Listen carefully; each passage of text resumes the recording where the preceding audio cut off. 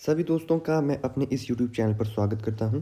तो आपको पता है कि हिमाचल वेटनरी यूट्यूब चैनल पर हम आपके लिए अलग अलग और यूनिक से टॉपिक लाते हैं, जो कि वीडियोस आपको यूट्यूब पर नहीं देखने को मिलती है या फिर बहुत ही कम मात्रा में देखने को मिलती है। तो देखिए, आज हमारा जो टॉपिक है वो ये है कि जब आप 3 महीने की प्रेगनेंसी को डायग्नोस करते हैं, तब आपको बच्चा सही फील होता है और आपको पता होता है कि ये जो है वो फिटस जीवित है, यानी कि लाइव है। लेकिन उसके कुछ ही महीनों के बाद जब आप उस पशु की मान लीजिए प्रेगनेंसी को डायग्नोस करने के लिए जाते हैं, तो वो पशु प्रेग्नेंट होता ही नहीं है। यानी कि 3 महीने में तो आपने क्या किया, गाय भैंस को चेक किया, उस टाइम पर क्या है वो पशु प्रेग्नेंट है। लेकिन जब पशु की डिलीवरी का टाइम आया तो पशु ने क्या किया, बच्चे को जन्म ही नहीं दिया। यानी कि जो प्रेग्नेंट गाय भैंस है उसने क्या किया, बच्चे को जन्म ही नहीं दिया। तो यहाँ पर मेन सिचुएशन ये है कि 3 महीने का पशु प्रेग्नेंट है और कंडीशन ये है कि इस कंडीशन में पशु का एबॉर्शन भी नहीं हुआ और ओनर को कोई भी ऐसा सिम्टम्स पशु में देखने को नहीं मिला कि जिसे ओनर को लगे कि हाँ जी पशु का एबॉर्शन हो गया है, या पशु चारा खाना नहीं खा रहा है, या पशु सुस्त है। ऐसा कुछ भी नहीं लगा। लेकिन आप 3 महीने के गए, आपने बता दिया कि हाँ जी आपका जो पशु प्रेग्नेंट है। ना तो उस पशु में प्रेगनेंसी की कोई भी सिम्टम्स नहीं आए, ना तो बॉडी कोट चेंज हुआ, ना ही उसके अडर की जो बनावट होती है उसमें कोई चेंज आया, ना ही अगर बाहर से देखें तो उसके जो पेट का साइज़ है वह भी इंक्रीज़ नहीं हुआ, ना ही उसके अडर और टीट्स का साइज़ इंक्रीज़ हुआ। यानी कि जिस तरह से वो हीफर होती है या नॉर्मल जो गाय भैंस होती है जो कि प्रेग्नेंट नहीं होती है, उसी तरह के लक्षण या सिम्टम्स हमें उसमें देखने को मिलते हैं पशु में। लेकिन 3 महीने में तो डॉक्टर ने बताया कि हमारी गाय और भैंस प्रेग्नेंट है, लेकिन ना तो इधर बच्चे को जन्म दिया, ना ही कुछ हमें सिम्टम्स देखने को मिले। तो क्या जो डॉक्टर हमारे घर आया था उसको चेक करना नहीं आया, या फिर उसने ओनर का बेवकूफ़ बनाया? तो गाइस, ये कंडीशन होती है फील्ड में। अब हम शुरू से डिस्कस करते हैं कि ये क्या कंडीशन होती है और इस कंडीशन में हमें किन बातों का ध्यान रखने की आवश्यकता होती है। अगर यह देखने को मिलती है तो इसमें हम क्या इलाज एनिमल के अंदर कर सकते हैं। तो देखिए, फर्स्ट ऑफ ऑल हम बात करते हैं कि कोई पशु, मान लीजिए फील्ड में आपकी गाय है या फिर भैंस है, वह हीट में आई, बढ़िया हीट में है, मिड हीट में है, अच्छा डिस्चार्ज है, यानी कि बहुत बढ़िया डिस्चार्ज है, बहुत अच्छे तरीके से क्या किया आपने, उस पशु का कृत्रिम गर्भाधान कर दिया, एआई करवा दी। ठीक है जी, एआई करवा दी। उसके बाद आप ओनर को बताते हैं कि 3 महीने के बाद आप इसे चेक करवा सकते हैं, तो उस टाइम पे पता लग जाएगा कि पशु प्रेग्नेंट है या फिर खाली है। तो ओनर भी वैसा ही करता है। और मान लीजिए आपने एआई कर दी और आप चले गए। मान लीजिए कि 20-22 दिन के बाद जो पशु है वो दोबारा से रिपीट नहीं हुआ।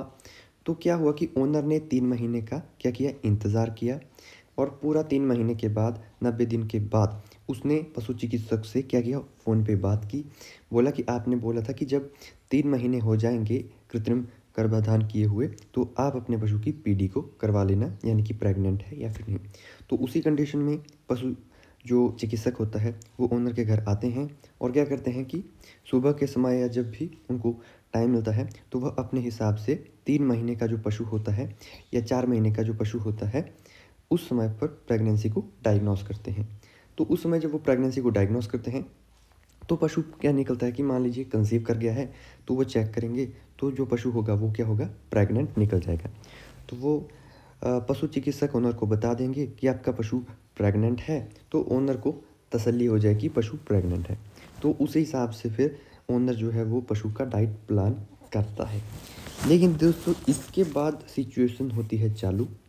यहाँ पर एक कंडीशन होती है, ममिफिकेशन ऑफ फीटस, यानी कि जो भ्रूण होता है, भ्रूण का मृत होकर गर्भाशय के अंदर ही रह जाना। ठीक है, भ्रूण का क्या होगा, मृत होकर गर्भाशय के अंदर ही रह जाना। इसी कंडीशन को कहते हैं ममिफिकेशन ऑफ फीटस।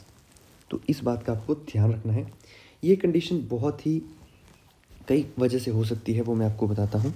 तो देखिए, इसमें क्या होगा, 3 महीने की पीडी करवा ली, ठीक है।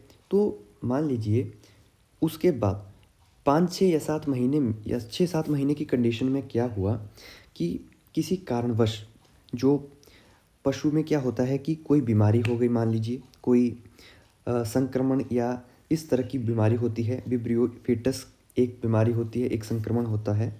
इसी तरह से म्यूकोजल डिजीज़ भी होती है, लेप्टोस्पायरोसिस, इस तरह की बीमारियां होती है। या मान लीजिए कि जो प्लासेंटा होता है, जो जेर होती है जिसके अंदर बच्चा क्या होता है, सर्वाइव करता है, कई बार वह भी क्या होता है, अंदर ख़राब होना शुरू हो जाता है। या फिर जो गर्भनाल होती है उसमें क्या होता है कि ऐंठन होना शुरू हो जाती है। तो या फिर गर्भाशय में क्या होता है कि प्लेसेंटा में खराबी आना शुरू हो जाती है। तो ये कंडीशन क्या होती है कि जब इस तरह की दिक्कत आती है तो पशु चिकित्सक को और पशुपालक भाई को, सॉरी गाइस, पशुपालक भाई को कोई आइडिया नहीं होता है कि हमारे पशु में क्या कंडीशन हो रही है। तो उस कंडीशन में क्या होता है कि जो आपका पशु प्रेग्नेंट है, उस प्रेग्नेंट पशु में क्या होगा कि जो बच्चा है वह अंदर ही मर जाएगा उसकी, यानी कि बच्चेदानी के अंदर, सर्विक्स के अंदर, यूट्रस के अंदर ही क्या होगी, डेथ हो जाएगी। लेकिन डेथ हो जाएगी यानी कि वो बच्चा अंदर ही मर जाएगा। उसके बाद एबॉर्शन ही नहीं होता है। जी हाँ, ममिफिकेशन में पशु का एबॉर्शन ही नहीं होता है। उसी के साथ क्या होता है कि कई कंडीशंस में जो जेर होती है वह भी उसी के अंदर रहती है, और क्या होता है, वह भी वल्वा वेजाइना के थ्रू बाहर नहीं निकल पाती है, वह भी क्या होती है, अंदर ही रह जाती है। यानी कि सर्विक्स के अंदर ही क्या होगा, वो जेर वह भी अंदर ही रह जाएगी, और जो बच्चा होगा वह भी बाहर, यानी कि एबॉर्शन नहीं होगा। एबॉर्शन होगा तब तो बच्चा बाहर गिरा देगा पशु, लेकिन ममिफिकेशन की कंडीशन में, ममिफिकेशन ऑफ फीटस की कंडीशन में पशु का एबॉर्शन नहीं होगा।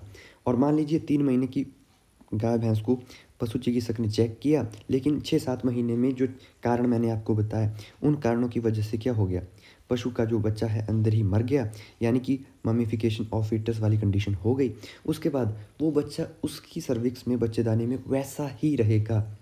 उसमें बहुत टाइम के बाद सिम्टम्स आएंगे, जब तक आपको पता लगेगा तो उसमें क्या होगा, तब तक तो 9 महीने क्रॉस हो चुके होंगे। जो आपका पशु है, ना तो उसने बच्चे को जन्म दिया होगा, ना तो प्रेगनेंसी के कोई भी सिम्टम्स आपको देखने को मिलेंगे। और पशु चिकित्सक पालक को लगता है कि पशु चिकित्सक ने जो हमारे पशु है उसको सही तरीके से चेक नहीं किया है। तो यह जो सिचुएशंस है, यह फील्ड में बहुत बार देखने को मिलती है। ये पशु चिकित्सक के लिए भी और पशुपालक भाई के लिए, दोनों के लिए अवेयर होने की बात है। ठीक है, तो इसीलिए जब भी आप इस तरह का वर्क करें तो प्रॉपर ध्यान से काम करें। और इसके बारे में मैं पार्ट 2 ज़रूर लेकर आऊँगा, ममिफिकेशन ऑफ फीटस में, कि कैसे हमें इसका ट्रीटमेंट करना है। तो देख लीजिए, पशु आपका प्रेग्नेंट भी है लेकिन फिर भी उसने क्या किया, बच्चे को जन्म नहीं दिया। पूरी कंडीशन मैंने आपके साथ शेयर कर दी। नेक्स्ट बात करेंगे हम दूसरे पार्ट में। वीडियो अच्छी लगी हो तो लाइक करें, शेयर करें और चैनल को सब्सक्राइब करें।